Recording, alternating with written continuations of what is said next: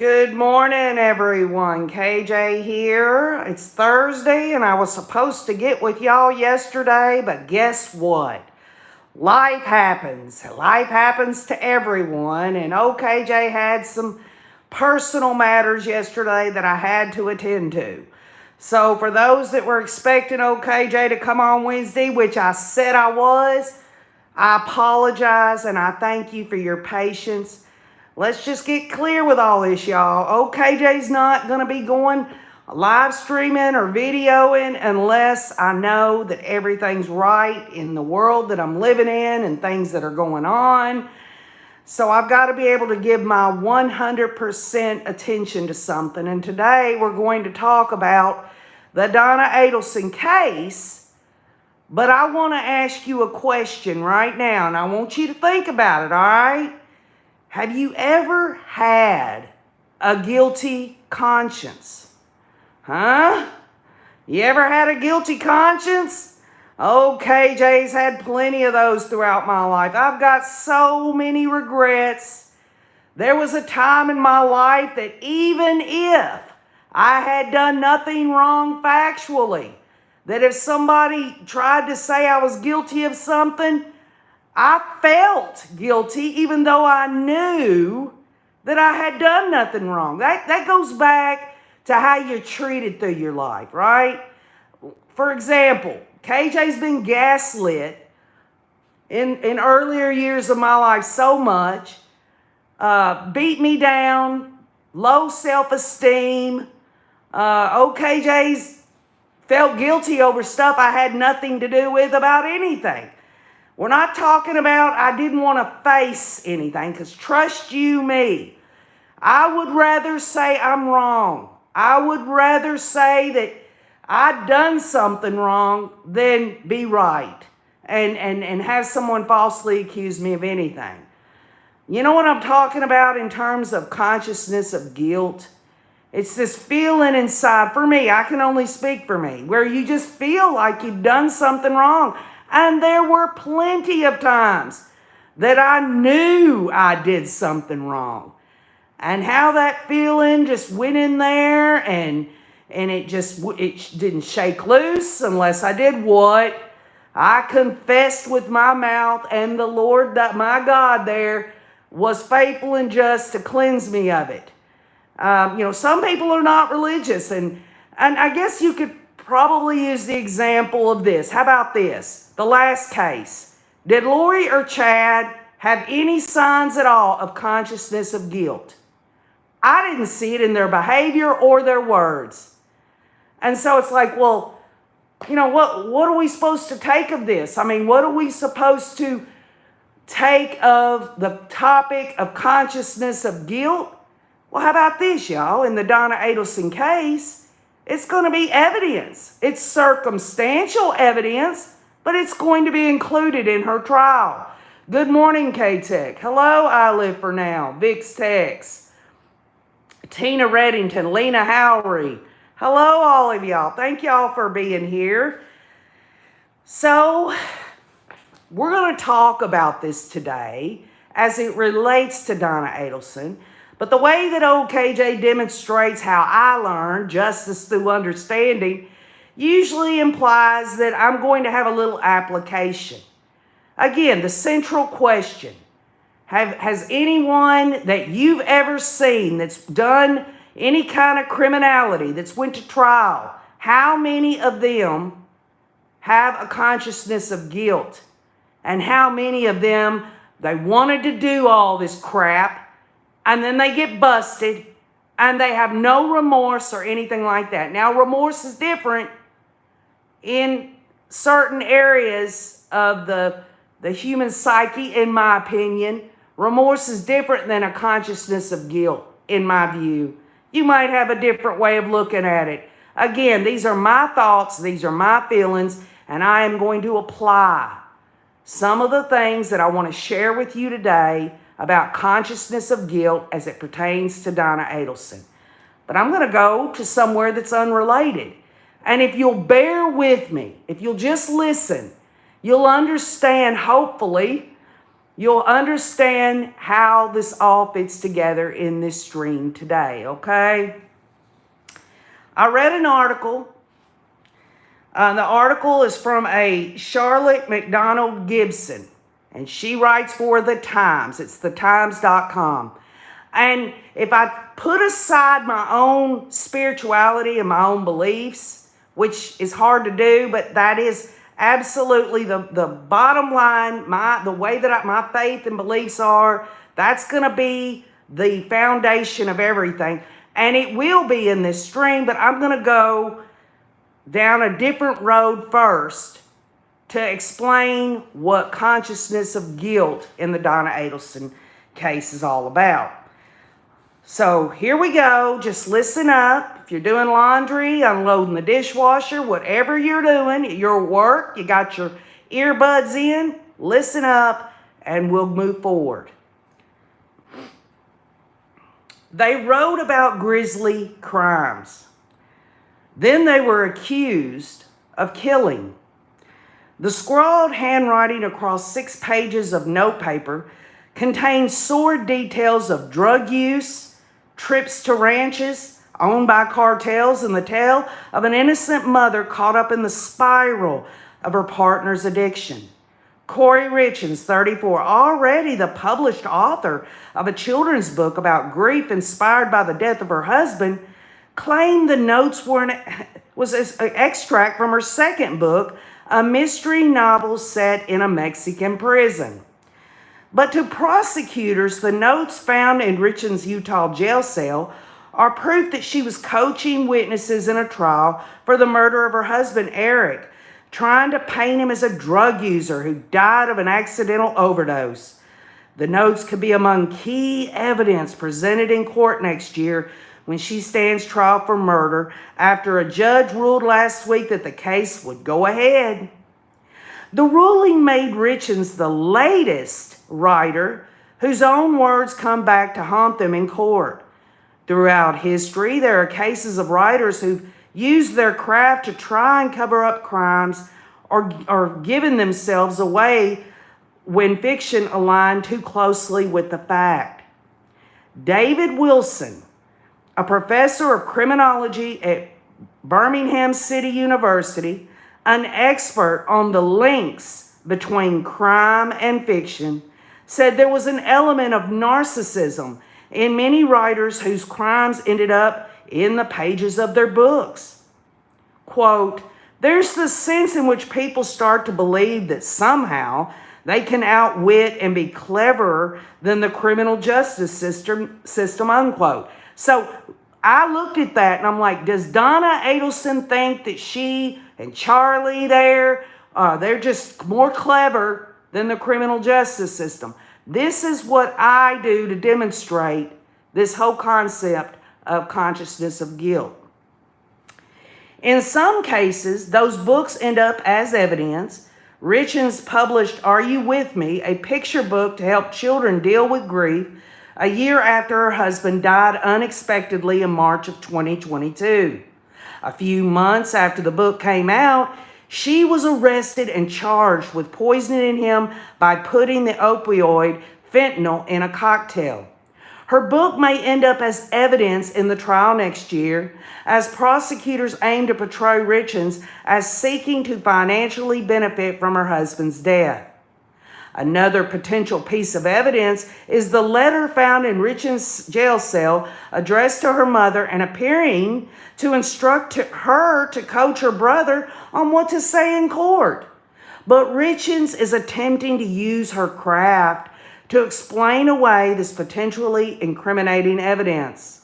Quote, "Me and Dad went to Mexico to find these drugs. You can tell the whole thing is very much a story," unquote. Prosecutors claim Richens said in a phone call with her mother. This has echoes of the case of Nancy Brophy, a romance mystery writer in Portland who in 2011 penned a blog titled How to Murder Your Husband, in which she wrote that she spent a lot of time thinking about murder and consequently about police procedure. In a classic example of life imitating art, Brophy was found guilty in May of 2022 of shooting her husband Daniel so that she could collect his life insurance policy. During the trial, Brophy claimed that internet searches about gun components were research for a novel.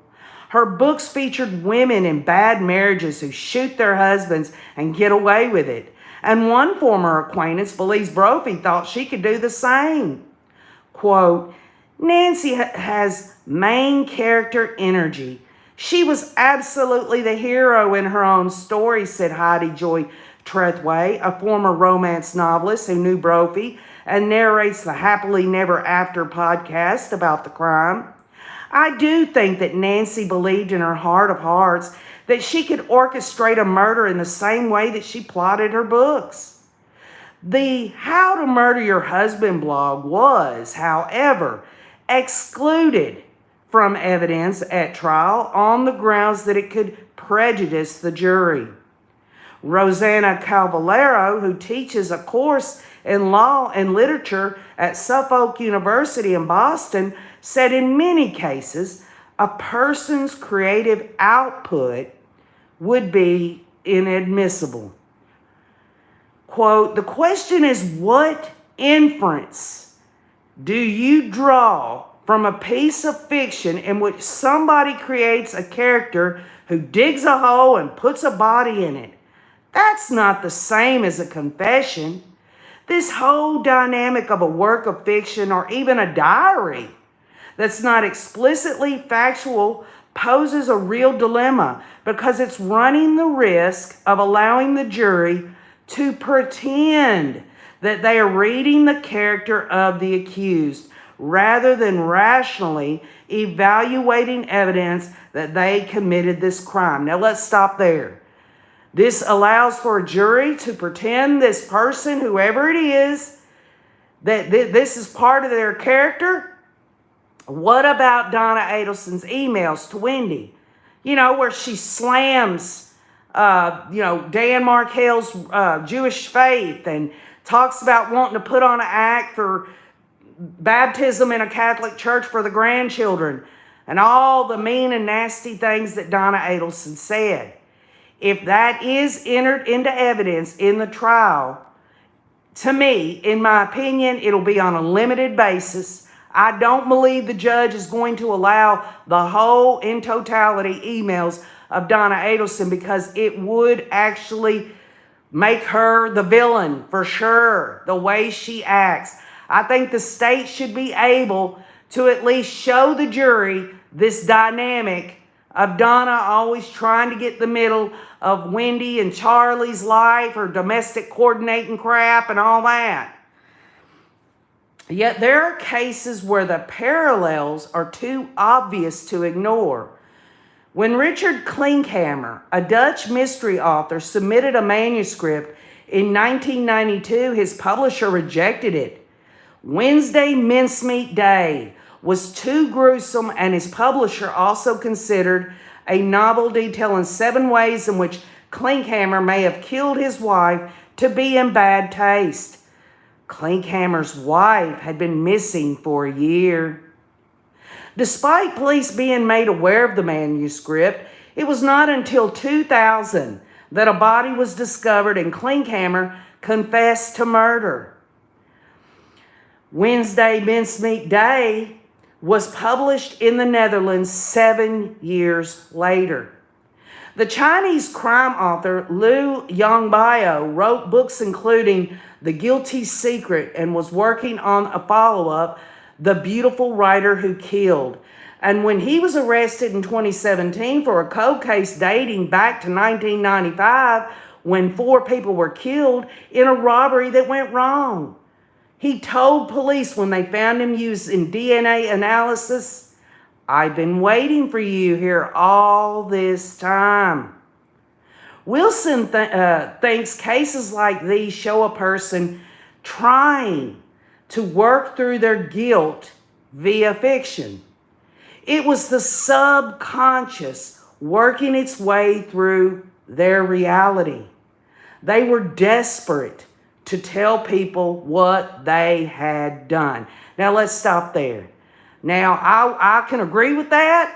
If someone's got a guilty conscience for doing this evil ass stuff that goes on, that's one thing. But sometimes these people want to come out in some form or fashion to get it out of their system because they want to relive it, or they just are holding it in and they're so giddy, evil-wise, they have to share it in one form or another. So I will tack that on to that opinion. Klinkhammer and Liu both confessed to their crimes, so there was no need to present their books as evidence, but the case against Christian Bala, a Polish author, rested on his work of fiction. In 2003, he published Amok, a grisly pulp fiction novel about a group of sadists. It featured the murder of a woman whose body was found with her feet flexed behind her and bound to her neck. A detective read the book and noticed similarities with a real-life torture and murder case he was working on, in which the victim, Desaris Januszewski, was found in a river in 2000, bound in the same way. Digging deeper, the detective discovered that Bala's former wife knew the victim and uncovered other evidence linking him to the crime. Bala maintained his innocence, claiming it was unfair that police drew the wrong conclusion from an innocent work of fiction, but was convicted in 2007 for orchestrating the murder and sentenced to 25 years in jail.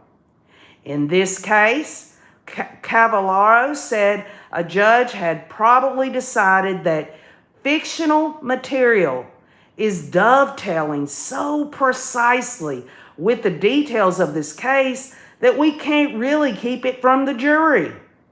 Because while an author may toy with the boundaries between life and art, when it comes to real-life crime, it is up to a judge and a jury to separate the two. Now, what does that have to do with consciousness of guilt? In summary, in this article, they're pointing out that these murderers have a channel to, because they're authors, that they can either relive it or they got to get it off their chest or this or that. What does that got to do with Donna Adelson? Well, let's just move forward, all right? Come on, y'all. 1979 ACR, hello.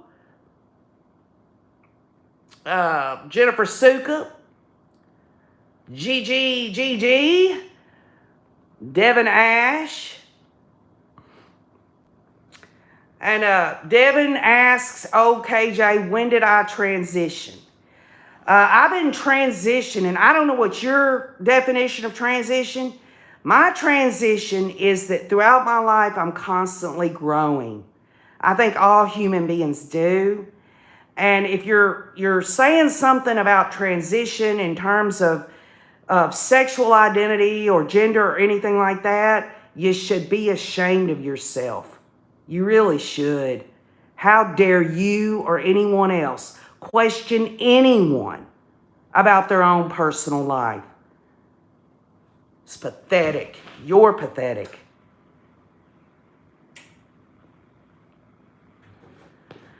So let's move forward. I'm sorry, y'all, but it's just when people want to come on here and do what they do. Hello, Kathy Mama Bear. It is what it is. But anyway, consciousness of guilt is a type of circumstantial evidence that can be used in criminal trials to suggest that a defendant is aware of their guilt after committing a crime. It's often admissible in court, and judges are required to instruct juries on how to consider it. Some examples of consciousness of guilt include fleeing from the crime scene, making false statements, changing their name or appearance, concealing or destroying evidence, and witness intimidation or bribery. However, fleeing after an accusation doesn't always indicate guilt. A person may flee for other reasons, such as panic or being wrongly accused. So this goes into Donna Adelson and the judge's decision to allow the state to bring in evidence about her emergency visa to go to Vietnam, okay? Hello, Alpha Fem X Team Christine. The judge presiding over the upcoming murder trial of Donna Adelson denied a request by her defense to prevent prosecutors from arguing that her attempted flight to Vietnam showed she had consciousness of guilt in the murder of Dan Markell. She was taken into custody by the FBI as she and her husband tried to board a flight out of Miami with one-way tickets to Vietnam, a non-extradition country. Prosecutors signaled that they intended to use it against her in trial. During Friday's hearing, Dan Rashbaum, a Miami attorney representing Adelson along with Robert Morris of Tallahassee, said he anticipates her attempted flight to be one of the state's prime arguments, but he said it shouldn't be because it's a red herring. Rashbaum told Everett, the presiding judge in both of the Adelson's prosecutions, that she applied for a visa with the State Department, used her own passport, and talked to her lawyers about it to make sure she wasn't committing a crime. Well, obviously, there is evidence that she told Charlie, her son, on a jail phone call that she had already talked to Dan Rashbaum, and Dan had told her that when she asked him about going to Vietnam, he said, you might get stopped at the airport, you might not. Now, what does that say about consciousness of guilt? Was this all just a question of, well, my son just got convicted and sent off for life in prison last week, and all this time there's evidence that we're trying to get all of our affairs in order. I've told Charlie we're trying to get as much as we can get done with the wills, and by the way, I might just go ahead and commit suicide because I would rather do that, go to sleep, than never see my son again. You know, the bottom line is that she could have just been panicked. She could have been panicked, scared, or whatever, because maybe in her mind she wanted to believe that Charlie was innocent, which we all know is a crock of crap, but this is just for sake of argument. And Dan Rashbaum has his job cut out for him.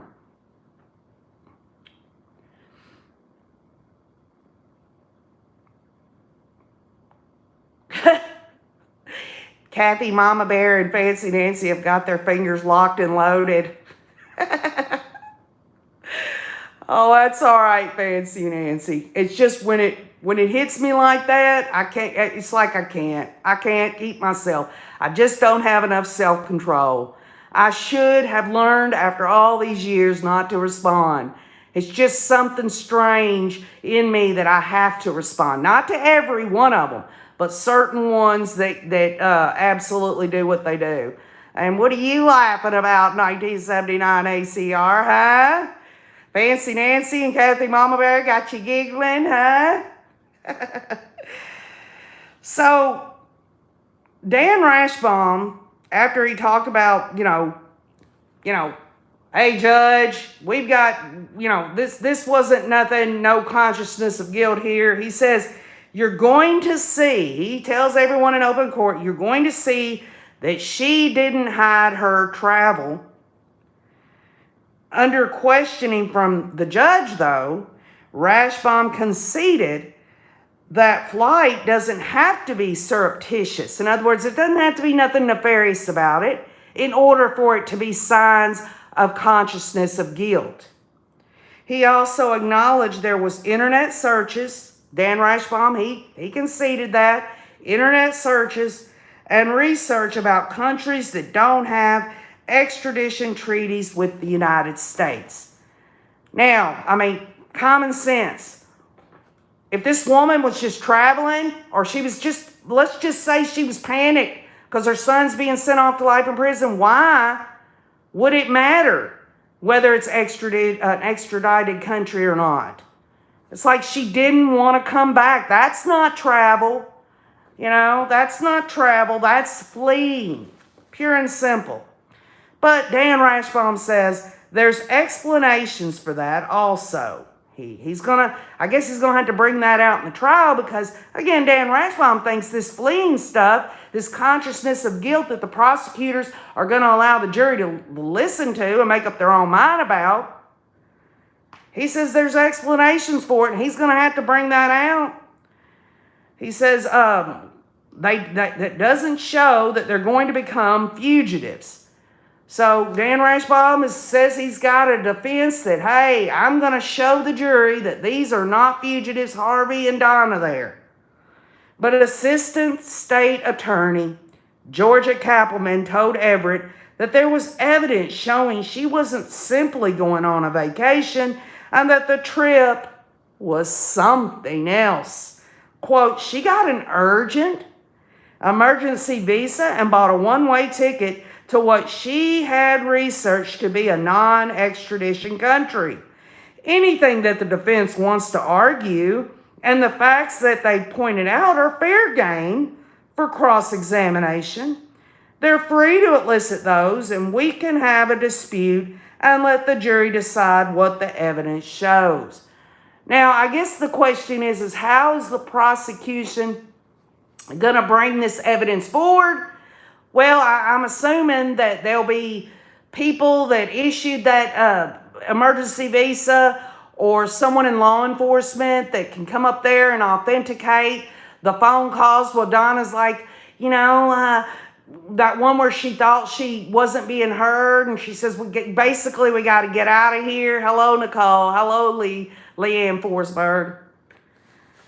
And also, if this is like prime, if this is the pivotal thing that the state is going to use, consciousness of guilt of Donna Adelson, then, and they say that's it, it's just a red herring.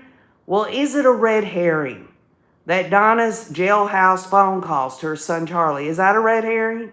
How about other emails? Maybe Donna was emailing someone when she was researching non-extradition countries, or she was emailing people to help her get all her affairs in order and all of this. And most importantly, I think that it should be brought out through the prosecution that Charlie's saying in the jail phone calls, which is something that the judge is going to go through. He's going to go through all those jail phone calls. He's going to cherry pick ones that he doesn't think is going to be prejudicial against, not too prejudicial anyway, that the state can prove this, where Charlie said, I should have went with my gut. Because the overall argument between any of this with Charlie and Donna is this has been going on for 10 years, and at any time they could have fled. But see, this goes back again to what I started out talking to. These authors that ended up writing about murdering and all this and that. They thought they could do this, get away with this. They thought they were one up on the justice system, and it came back to bite them on the ass, just as it's coming back to chew on the buns of Donna Adelson. So emails. Those emails could be brought forward to prove this consciousness of guilt. Not the emails where she's flat blasting Dan Markell. That would be another area. A pattern showing that they were going to offer Dan Markell $1 million and blah, blah, blah, right? Text messages. Maybe there are text messages out there that the state has that shows Donna actively participating on text message with people about her fleeing, or text messages that show, besides the fleeing, other ways of consciousness of guilt. And ultimately, I do not think that Dan Rashbaum is going to be able to explain to a jury why, when the FBI bump happened, and that is when they sent that guy over there to Donna on the sidewalk asking for money, why she didn't immediately go to police about this extortion, okay? So, anyway, consciousness of guilt. We have said things, especially in the last case. If you follow other cases, there are cases out here going on now. Sarah Boone, other cases, other different types of trials that are going on. And a lot of times we don't know it per se. We're looking at the evidence of their behaviors and the words they say. And we might say, well, I'm watching something now in this trial and this shows consciousness of guilt. Usually it's, well, look at their behavior. Look at the way they're talking. Look what they did. They look guilty as hell to me, right? Kathy Mama Bear says, trial season has begun. Hello, the Bethy Boob. How are you at AC? Yes, Fancy Nancy. You know, I won't go into Andra Griffin again. I think I've proven my point about her. I'm still mowing over in my mind whether I'm going to show up in Sumner County, which is just down the road. I'm going to think about it a little bit more. You know, really think about what is my true motive in all this. Can I get justice through understanding? Bring it back, talk to y'all, apply it to the case we're following now. That would be my reason to share with the Rays what I've learned. Judicial, adjudication, resolution, whatever.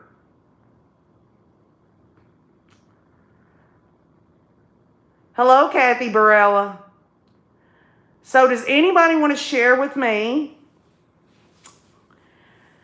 Oh, thank you, Jennifer. I appreciate that. Does anybody want to share with me things in the comments about what you see as consciousness of guilt with Donna Adelson?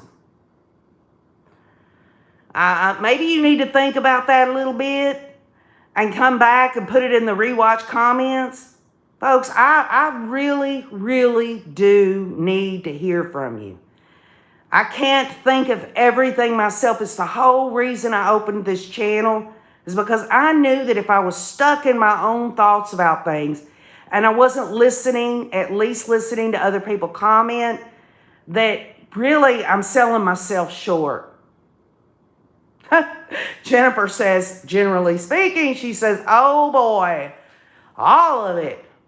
Fancy Nancy says her one-way ticket. I mean, really, how will Dan Rashbaum explain, this was not fleeing? Why would Donna Adelson and Harvey Adelson go to Vietnam if they're just traveling?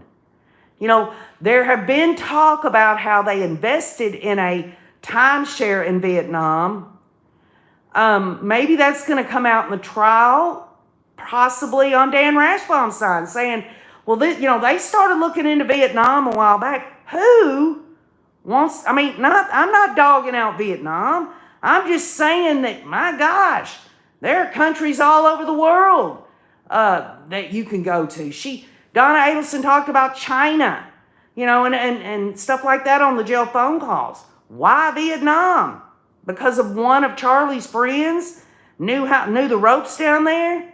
I guess this kind of just triggers me a little bit about Colombia, all right? Colombia. Y'all want to know what I mean about Colombia? Yeah, when you think of Colombia in the last case, you think about Alex Cox, his father, Zulema, going to Colombia and all that. Isn't it interesting, though, that another lawsuit from Tim Ballard has been dismissed over a woman who's in Colombia, who's been convicted of something down there? What is it with these people where they want to go down to Colombia? What is that? Is that like a little corridor into another world where these people can act high and mighty and basically go down there and act like lowercase g's? I don't know. Or perhaps get out of their system, their flesh, because they got to come back home, go to church, do all these other things, and act all holier than thou, so they have to go somewhere else in order to do this crap.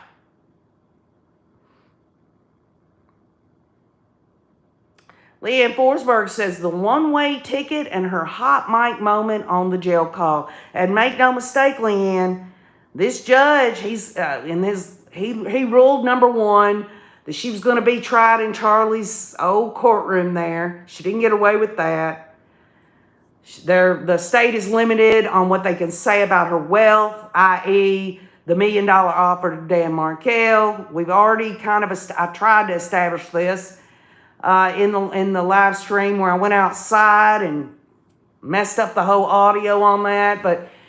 And now it's this whole thing about the one-way ticket and her hot mic moment that the judge is going to have to look at. He cannot leave that out.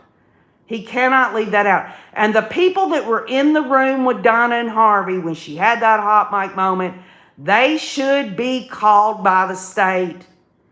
They need to be called so that they can explain that, yes, this is what she said, or other things that she said that didn't get caught on the hot mic. Kathy Barilla says, who tells babies grandma hates your father? That's a character thing, Kathy Barilla. And those emails, I think the judge is going to pick through them, and he's not going to allow too much of it, because I can tell you this, y'all. If the judge allowed all those emails in their totality, she's sunk, because her character, it's her own words. It's her own words. It was Charlie getting a villa in Vietnam. Then Charlie was convicted, so Donna and Harvey decided to go there because it's a non-extradition country. Rashbaum argued it was just for 6 days, but they also, I'm waiting for you to finish, bought furniture, $2,000 to $4,000 worth of furniture. No one is spending $135,000 on a villa, plus thousands on furniture for just 6 days. Great comments there, KCL. I'm impressed. I've noticed you've had a lot of good comments about the Donna Adelson case. It's just like when I first opened this channel, I just knew that people would show up and share their knowledge, educate me, help me. Like I said, I don't know it all. I wished I did. And again, my opinions about any case, they're mine. I can only demonstrate how I'm learning, how I'm getting my justice through understanding, and justice through understanding is your own definition. And if it's not even about that, maybe you just want to hear me ramble on, that's good too. Everybody has a reason for being here, but thank you, KCL. Canyon Jam says, life is good here in the narrow canyon area, still relishing in 158991 dark zombie existence. Rays have power. It pays to keep on looking. Okay.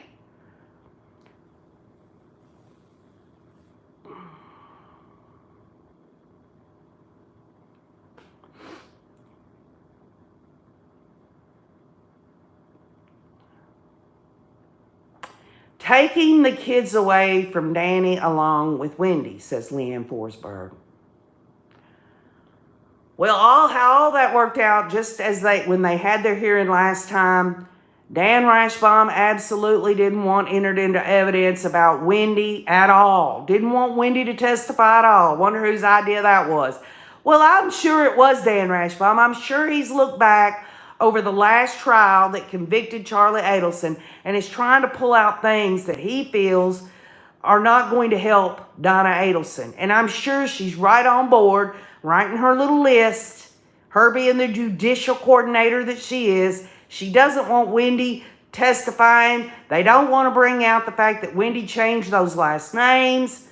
Well, Dan Rashbaum why would he even care? All he has to do through cross-examination, or with that evidence being that she changed the boys' names, say that she did it for safety purposes and leave it up to a jury to decide.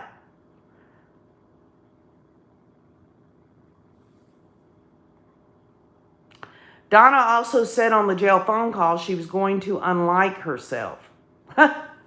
Unalive herself. Yeah, that's what, why would she want, she was very emotional. She was very emotional. The bottom line is she has the same exact charges as Charlie Adelson had. And she's in a world of trouble. Somehow, some way, Dan Rashbaum's going to have to try over anything else, y'all. This is just my opinion. To get this idea of consciousness of guilt away from his client. Because there definitely looks like some kind of consciousness of guilt that Donna knew about this whole thing by not going to police when the FBI bump happened. I mean, it is what it is. The children should be old enough now to see their father's parents, right? KCL said Donna told Wendy she could bury her in the dress she bought for Lincoln's bar mitzvah. Don't you find that interesting, though, KCL? She says that, the bar mitzvah and everything, because she bought this dress. It must be a really nice dress. It was something that she wanted to wear at a Jewish faith event there, and yet she'll crap all over Dan Markel and his faith. It's just a double standard. It just goes back to this whole thing about her wanting to move up the trial because of these Jewish holidays, which I'm sure Dan Rashbaum and them, through their Jewish faith, they want to, have that the way it is because they're not supposed to work. Did I hear Judge Everett tell Rashbaum at that last hearing in regards to Donna, jail sucks? No, I didn't. I did not hear that. The Bethy Boop says Wendy will never let those boys choose their spouses. Well, I'll tell you what, the oldest son there, Donna's oldest son, Robert, they chose his wife for, they chose her. And it didn't work out. And now he's with the woman who's Hindu that he originally was in love with. It's really sad, really. Not for Robert, but for Donna and them to do that. Donna, she also helped Wendy choose Dan Markel, and then she turns around and orders a hit on him or is involved in a hit, allegedly. Canyon Jam says, hard to believe these people think this crap will never be revealed. Again, Canyon Jam, great point. This goes back to, do these people have a consciousness of guilt? Do they have one at all? The judge tells Rashbaum that at the very end of the hearing, in the last 5 to 10 minutes, he says it twice. If you want to go back and listen, wish the camera would have shown Donna's face when that happened. I'm going to do that. I did not hear that. You are very, very, KCL, you really listen. Leanne Forsberg says, it was about bringing up her conditions in jail, no spoons, etc. Yeah, that's interesting, is it not? I wonder, though, with all of the belly aching and all of that, I think anyone, whether they have a guilty conscience or not, are going to complain about the jail conditions and all of this and that. I think if Donna, I don't think that she has any consciousness of guilt.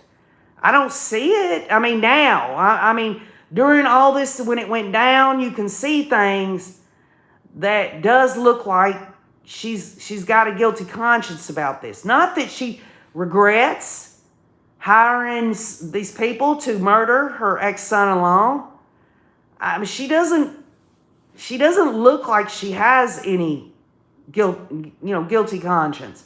But maybe she does, maybe because people, we're all individuals and we all display consciousness of guilt in different ways. And make no mistake, y'all, we've all, at least once in our life, this is a fact, we've all felt guilty about something throughout our life. And with that acknowledgement of how it's affected me through the years, whether it was warranted or not, whether I was beating up on myself, whether I just took responsibility for someone else's crap when it had nothing to do with me, the bottom line is that, everyone's going to react differently about a consciousness of guilt. But as I read earlier in the article, not many narcissists, or at least veins of narcissism. There's these extreme narcissists And then there's these ones that's got a little dash here and there of narcissism. They don't want to accept responsibility when they get busted. They just don't. They can't, for whatever reason. They don't want to get in trouble. They don't want people to see them for the evil ass murderers they are. Or they just continue to be this, that have this narcissism that thinks that they can continue to pay someone like Dan Rashbaum to get them out of trouble when it didn't work for Charlie Adelson.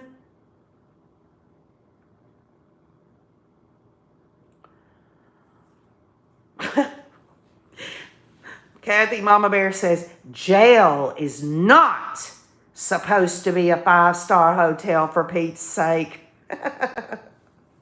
I guarantee you, Donna Adelson has given those correctional officers a hard time. One way or the other. She's already bashed them and said that she would say something to them and they'd call her a privileged white lady or something to that effect. I mean, the hubris. Remember when I decided to do this case, which, by God, I'm falling all over my face to try to cover Donna Adelson's trial here, where I said the hubris and arrogance? Well, I'll tell you what, can having hubris and being arrogant have anything also to do with not displaying or feeling a consciousness of guilt? Again, consciousness of guilt is evidence. It's circumstantial evidence. And it's up to a jury to decide.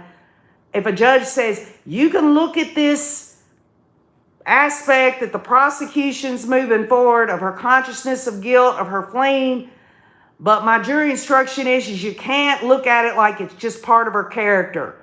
It's got to be about the specific, narrow thing, i.e. consciousness of guilt. Kathy Mama Bear says maybe Donna should have done a search like Corey for rich people prisons. Very, very snazzy point there, Mama Bear. Oh, Lord. Donna wanted a chair to sit on the phone, and the jailer told her no. Donna said she was going to tell her lawyer. I'm going to tattletale on you. I'm Donna Sue Adelson, and by goodness, if I don't get what I want while I am awaiting trial in this jail cell in Tallahassee, I'm going to tattletale on you. Rita Lou says, can you imagine how she'll try to micromanage these correction officers? Or how about this? I don't know what her condition is, whether she's segregated from other people that are in jail over there awaiting their trials or whatever. But if she can get out in a common room or watch TV or whatever she does, she's going to start wanting to help them. She wants to domestically coordinate for Greta 2 cells down, and make no mistake, look at me when I'm talking to you. Mr. Wayne and I are going to be doing more skits in the run-up to this trial, during the trial. And Greta, which will be played by Mr. Wayne. You know, he did a good job being Bubba, did he not, in the last trial? He's going to be Greta. Don't think I've forgotten about it. I've been making plans for the Rays. I want to see good come out of bad, and I want justice through understanding. And I thank all of you, for taking your precious time to just hear me and to allow me to demonstrate what it is that we're talking about. So very much like the entitled Donna that we all come to know, she's absolutely ridiculous as KCL. Thank you so much, KCL. Oh, Fancy Nancy says, yeah, he was the greatest, Bubba. Y'all, I can't. I've tried so hard to get Donna Adelson's accent down. The only way, I spent a lot of time listening to those jail calls to try to get it down. I even stuck some bubble gum up in my teeth up here to kind of move my mouth forward to try to get her accent down. I can't do it. I'm doing the best I know how, but I guarantee you this. I did a great job on the hussy. I did so good on that. Rita Lou says, I can't wait for Greta's debut. Y'all, I really do put a lot of thought, time, and effort toward justice through understanding, okay? And I couldn't do it without you. And I thank you all for being here. Consciousness of guilt. Well, let me just close with this, because this is me. I'm not here to do anything but just show and demonstrate who I am.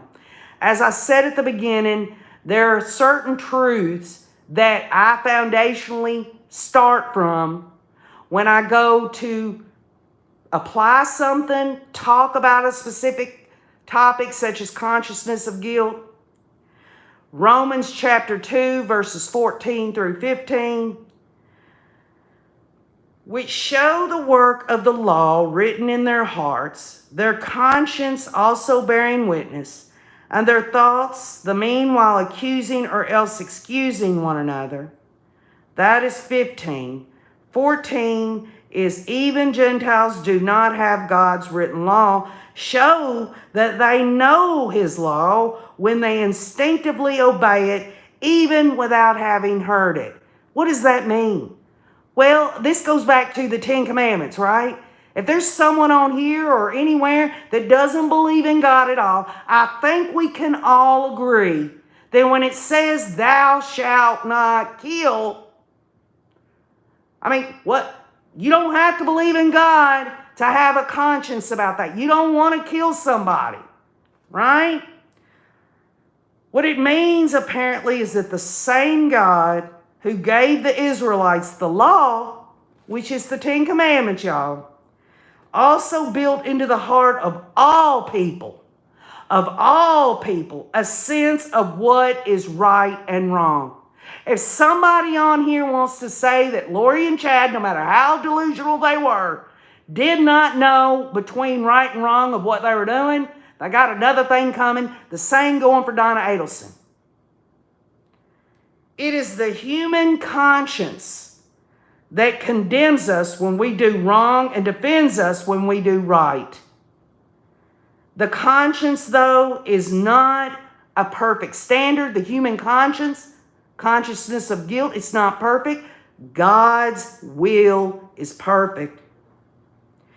This verse concludes an idea begun in the previous verse that Paul wrote that Gentiles, though not given God's law, are required to follow it, may end up keeping parts of the law by nature, just by listening to their own conscience.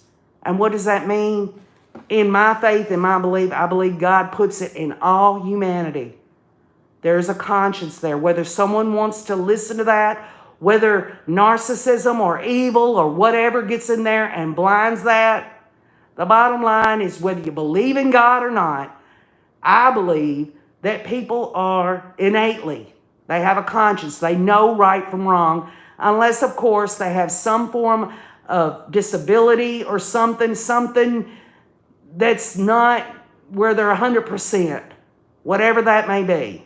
And I'm talking about some kind of learning disability or retardation or something to that effect. But even then, there are all kinds of disabled and, people that have special needs that still understand right and wrong. So, KCL says, because of my conscience, I can't wrap my head around these people who murder. Fancy Nancy says, I still go back to the skit where Loho can't get out of her portal from jail. You're the greatest, KJ, and I love the book of Romans. Well, Fancy Nancy, thank you. And thank you for always popping in when you can. I apologize to you, Fancy Nancy, that I don't give anybody a heads up. Folks, the bottom line is I can't come on here, whether it's through live stream or video, unless it's right. For me, that I feel 100%, I feel like you deserve that. All of you deserve that. This isn't just lip service. This isn't just content. This is me sharing myself with all of you. So in summary and just for conclusion wise, Donna Adelson, along with anyone else that you may follow in a criminal trial that's done something wrong, consciousness of guilt through their behaviors, through their words, through their actions. It's something that I think I tried to break down so that people will, if they're willing, when they go and listen to this trial, Donna Adelson's trial, or any other trial, they'll think, you know what? We talked about consciousness of guilt. And consciousness of guilt isn't just a spiritual thing, y'all. It's also a judicial thing. It can be circumstantial evidence. It's so important. So anyway, I love you all. I hope you have a great day. Please put on the rewatch and thank those on here that gave examples. I love to interact with y'all, and I love to hear what you have to say. Some of y'all, most of y'all, are a hell of a lot more knowledgeable than old KJ. And I love to learn. I love to be educated. And I highly, highly, deep in my conscience feel that you are the only you're ever going to be. And you have something important to share with this world. So with that being said, have a great day. I'll get with y'all over the weekend. I'm not going to do it this time. I honestly, yesterday, I thought I'd be able to get with y'all. I should have put on the community wall. Sorry, I apologize, but I just got so busy yesterday. But thank y'all so much for listening, spending your time with me, and let your conscience be your guide. I love you, and keep on looking.